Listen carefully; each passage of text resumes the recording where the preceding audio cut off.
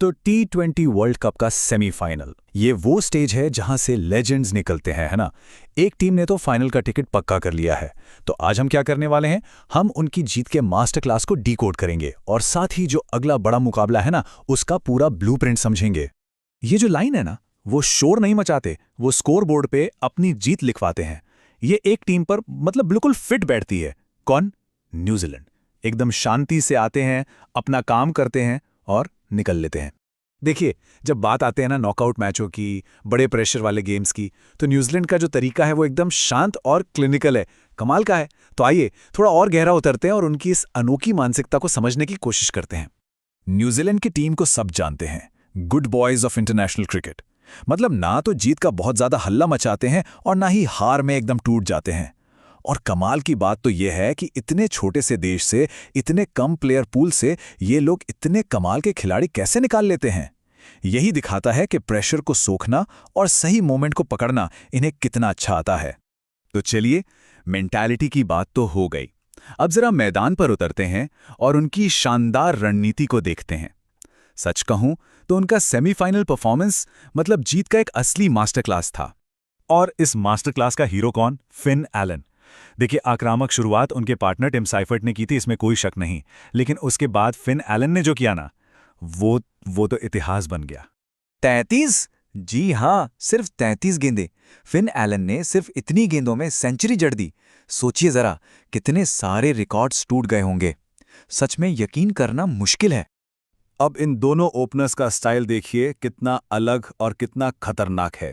Finn Allen एकदम classic सीधे बल्ले से वी शेप में खेलते हैं, जिसे कहते हैं ना प्रॉपर क्रिकेटिंग शॉट्स। वहीं दूसरी तरफ टिम साइफर्ट हैं, जो बल्ले को आड़ा चलाकर कहीं भी मैदान के किसी भी कोने में मार सकते हैं। लेकिन एक चीज कॉमन है, दोनों ही बराबर के विस्फोटक हैं और यही कॉम्बिनेशन उन्हें इतना घातक बनाता है। कहते हैं ना कि हर बड़े मैच में एक ऐसा पल आता है, एक ऐसा ओवर जो गेम का रुख पलट देता है। एक ऐसा ओवर जहां एक टीम हिम्मत हार जाती है। इस मैच में भी ठीक वैसा ही एक ओवर आया था और वो ओवर था पावर प्ले का छठा ओवर। गेंदबाज थे कॉर्बिन बॉश। उस ओवर को देखकर ऐसा लगा मानो साउथ अफ्रीका ने हथियार डाल दिए हों। उनकी बॉडी लैंग्वेज में साफ दिख रहा था कि उन्होंने मानसिक तौर पर यह मैच छोड़ दिया है। 22 रन सिर्फ एक ओवर में, चौके छक्के पड़ रहे थे और रणनीति में कोई बदलाव नहीं। बस उसी एक ओवर ने पावर प्ले को और पूरे मैच को न्यूजीलैंड की झोली में डाल दिया। Game over. चले अब बात करते हैं असली मुकाबले की, इंडिया वर्सेस इंग्लैंड। ये सिर्फ एक मैच नहीं है, बल्कि छोटे छोटे मुकाबलों की एक पूरी सीरीज है। और इन्हीं छोटी छोटी लड़ाइयों से तय होगा कि फाइनल में न्यूजीलैंड से कौन भिड़ेगा। अब देखिए, इतना बड़ा मैच है, लेकिन लगता नहीं कि इंडिया अपनी विनिंग कॉम्बिनेशन से कोई छेड़छाड़ करेगी। जो टीम आपको यहां तक लाई है, उस पर भरोसा करना ही सही है। तो प्लेइंग 11 में बदलाव की उम्मीद कम ही है। अब जरा उन मिनी बैटल्स पर नजर डालते हैं जो इस मैच का फैसला करेंगे।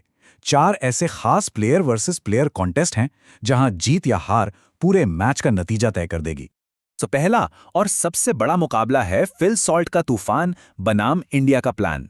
सॉल्ट कितने खतरनाक ओपनर हैं ये हम सब जानते हैं, और ऊपर से पिच है वानखेड़े की, जो बल्लेबाजों को खूब पसंद आती है।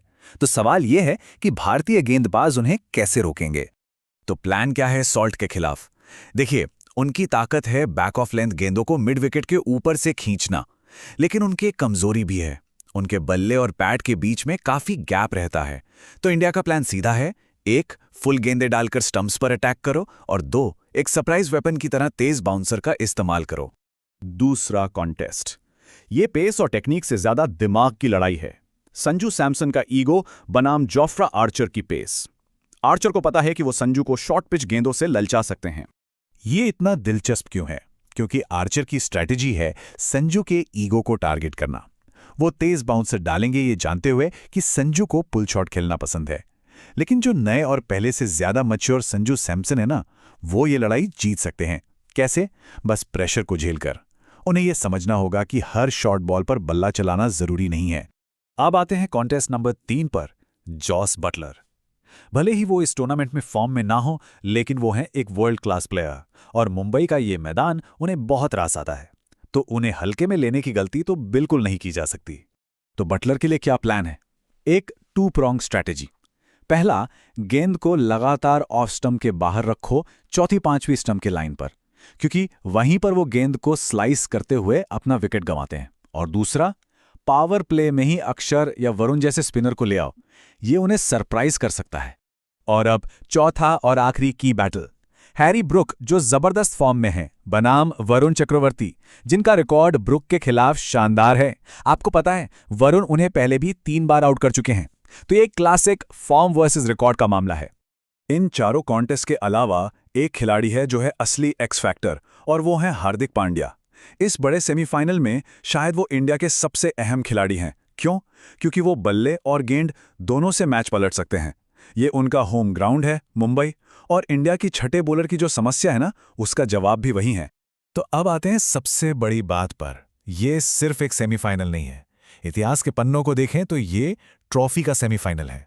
एक पैटर्न है जो बार बार खुद को दोहराता है, चाहे वो 1983 का वर्ल्ड कप हो या 2022 का T20 वर्ल्ड कप। जब जब इंडिया और इंग्लैंड सेमीफाइनल में भिड़े हैं, जो भी टीम जीती है, आखिर में ट्रॉफी उसी ने उठाई है। तो सवाल यही है, और बहुत बड़ा सवाल है, क्या इस बार भी ऐसा ही होगा? जो ये सेमीफाइनल जीतेगा, क्या वही टीम वर्ल्ड चैंपियन बनेगी? अब देखना यह है कि इतिहास खुद को दोहराता है या नहीं।